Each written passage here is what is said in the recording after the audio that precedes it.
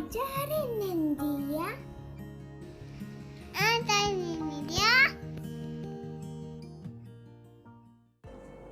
Hello बच्चों, आज मैं आप लोगों के लिए एक छोटी सी कहानी लेकर आई हूँ।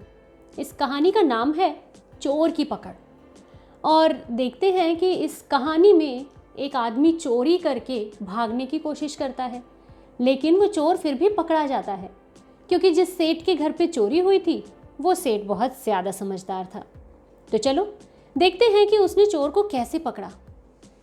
एक सेठ था जिसके घर में बहुत सारा पैसा, बहुत सारे हीरे जवाहरात और बहुत सारा सोना और चांदी रखा हुआ था। सेठ के घर में नौकर चाकर भी थे, क्योंकि इतना बड़ा घर था, इतने सारे लोग थे, तो खाना बनाने के लिए, झाड़ू पोछा करने के लिए नौकरों की ज़रूरत तो पड़ेगी ही। तो सेठ के घर पे 5 नौकर थे। पांचों के पांचों नौकर बहुत अच्छे से काम करते थे। एक दिन सेठ तिजोरी में ताला लगाना भूल गया, और जब दूसरे दिन सुबह उठ के सेठ ने देखा तो उसने क्या पाया कि उसकी तिजोरी का सामान तो गायब हो चुका है। सेठ ने सोचा कि ये चोरी किसने की होगी, इसका पता लगाया जाए। सेठ ने अपने 5 नौकरों को बुला के लाइन में खड़ा कर दिया और उनको बोला कि मेरे घर में चोरी हो गई है, तुम में से कौन है जिसने मेरी तिजोरी खोली है? अगर तुम खुद बता दोगे तो तुम बच जाओगे, लेकिन अगर तुम खुद नहीं बताते हो तो मैं तुम में से चोर को ढूंढ निकालूंगा और उसे पुलिस के हवाले कर दूंगा। अब सारे के सारे नौकर थोड़ा घबरा जाते हैं, सोचते हैं कि सेठ जी कैसे पता करेंगे। और जिस नौकर ने चोरी नहीं की वो सोचता है कि क्या पता सेठ जी मुझे ही फंसा दें। इसके बाद में सेठ जी 5 को एक एक लकड़ी देते हैं। उस लकड़ी की लंबाई होती है 1 फीट, यानी कि 12 इंच।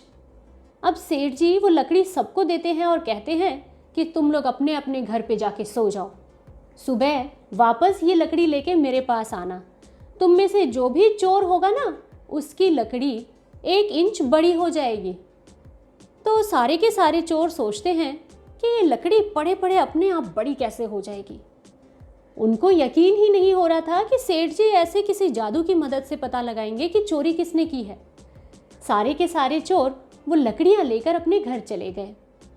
उनमें जो मुख्य चोर था, जिसने वाकई में असली में वो चोरी की थी, वो चोर घर जाकर उस लकड़ी को देखता रहता है। बहुत देर उसे देखने के बाद में उसके दिमाग में एक आइडिया आता है।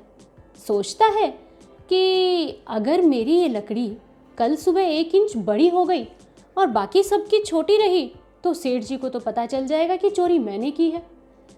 वो करता ये है कि अपनी लकड़ी को 1 इंच नाप के एक कैंची से कट कर देता है, और फिर सोचता है कि अब तो मेरी ये लकड़ी बड़ी होगी तो भी उतनी ही रहेगी जितनी सेठ जी ने दी है।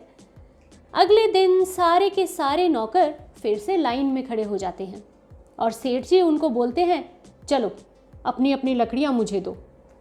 सारे के सारे नौकर एक एक करके अपनी लकड़ी सेठ जी को दे देते हैं। अब सेठ जी जब सबकी लकड़ियां कलेक्ट कर लेते हैं तो फिर वो देखते हैं कि उनमें से एक लकड़ी ऐसी है जो बाकी लकड़ियों के मुकाबले 1 इंच छोटी है। सेठ जी तुरंत समझ जाते हैं कि ये किसने की है चोरी, और वो उस नौकर को बुलाकर पुलिस के हवाले कर देते हैं। नौकर पूछता है कि सेठ जी मैंने तो चोरी नहीं की, आपने ऐसे कैसे मेरे पे इल्ज़ाम लगा दिया? तो सेठ जी कहते हैं, मैंने कहा था ना, जो चोरी करेगा उसकी लकड़ी 1 इंच बढ़ जाएगी, और तुमने ज़्यादा समझदार बनते हुए उस लकड़ी को 1 इंच काट दिया, ताकि तुम्हारी लकड़ी अगर 1 इंच बढ़े तो भी सुबह मुझे पता न चल सके कि चोरी तुमने की है। इसलिए लाओ मेरा सारा का सारा सामान मुझे वापस लौटाओ और तुम्हें मैं जेल भेजूँगा।